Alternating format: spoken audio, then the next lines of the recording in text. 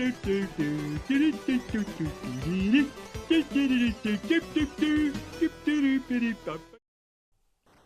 is Afterburner for the NES, originally released in arcades by Sega in 1987, and developed and published by Tengen for the NES in 1989.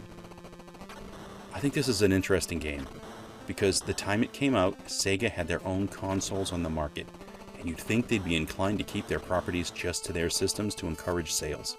But they didn't. They released this on the NES. It was a Tengen release, and it's considered to be a non-licensed cartridge. It's flat, it's black, and it's got rounded edges. It's one of those. Some of these carts actually were really good. I mean, there were a bunch of games on this, and Gauntlet was one of them. That was a great game. Anyway, Afterburner was a relatively popular arcade game, I think. I used to see this in arcades all the time when I was a kid. It's a flying shooter where you pilot an F-14 Thundercat fighter jet. Or you could call it a Tomcat.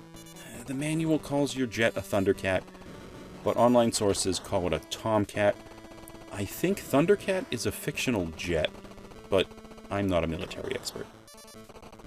But we have a fast-flying shooter, where you're basically piloting in a third-person from-the-back view. Sega had a few games in this style, actually, in the arcades, like Space Harrier and Galaxy Force. The controls are simple enough, although maybe it's a little tedious on an NES controller. You do get used to it, but you only have 2 buttons to deal with, and you really need 3. The A button fires your cannons, and the B button fires your missiles. The start button can be used to trigger your afterburners, which is a useful boost that you're going to need. It's just not a smooth transition using the start button on the controller, but you work with what you have, I guess. I think the handling is okay for an arcade shooter on the NES, and once you've adjusted to it, it's an enjoyable experience. It's not an easy game for sure, and there's plenty of repetition, but I have fun cruising around and shooting stuff. Jets are going to fly towards you from behind and head on, just like their missiles. Your primary fire is going to be your autocannons. They're going to be in constant use, to be honest, and your missiles are really just going to be secondary. You do have a finite amount of missiles, but we're talking close to 200. More than a jet could actually carry in reality. Still, your missiles are going to be of little use unless you get a lock-on to a target. You'll see the lock-on when you get a bracket around something in the distance. When you see that, you should probably just launch a missile. It's the easiest way to take out incoming fire and different jets. You pretty much get taken out with one hit from an enemy, so when an enemy locks on you, you should really dive or climb hard. Maybe hit your afterburners and try to juke out of the way at the last second. You can also get nicked by enemy fire, but that triggers a stream of smoke from your engines, and you're going to end in the same way, and it's going to be you crashing to the ground. I can make it 4 or 5 stages on a regular play out of a total of 22 stages. Now, some of these are just for refueling and for bonus points, but we're talking about 18 unique stages, and based on the difficulty of the first few levels, this is a lot of levels for a game that doesn't make it easy for you. When I look at other games that don't have many levels, like Marble Madness only has a couple of levels, this one shoots really far. 18 stages is a lot. We do get a lot of repetition to the graphics when we talk about these stages, though. Most of them are going to look generally the same. Yes, they choose different colors, and they have slightly different backgrounds that are moving really fast, so it's hard to pay attention to them.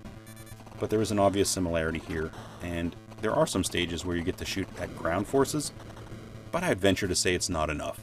I think if they mixed more of these stages in, I think it would have made it a little more interesting, maybe.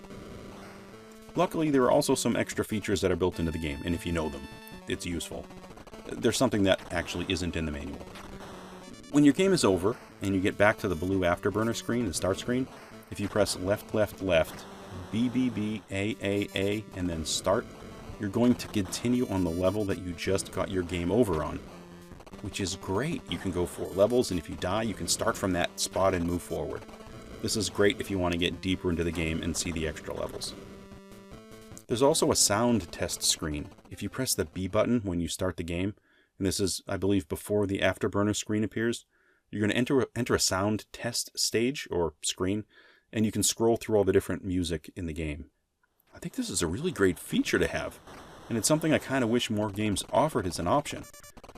Maybe not all games, because there are some games with some really bad NES music, but some of them are actually really good. Here, this is a pretty decent palette of music. So I'm impressed they have an option for you to actually listen to it. If you also press B and left on controller 1 and then A on controller 2 when you're starting the game, it can take you to a background test screen. This wasn't really working for me at first, but it did produce a black screen, and after I sort of messed with it for a while, if you press down and left on the controller after you see this black screen, you start actually scrolling through the different options and you can see the different background graphics. That's kind of clever. I like that. It's just unique.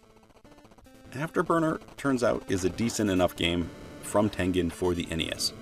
I started to get into this after a few times I got shot down, and also finding that code that lets you start from the last level, it makes the game even better to play still. I think the point of view is relatively unique. I mean, it's not exclusive to Sega games, but there aren't a ton on the NES that actually have this point of view, so it's enjoyable to have this sort of variety, and in general I've been having good luck with Tengen games so far, so I'm going to have to make sure I have all of them and have to get through them at one point or another. Well, that's all I have today for Afterburner for the NES from Tengen. Thanks for stopping by for a look, and I hope to catch you on another video.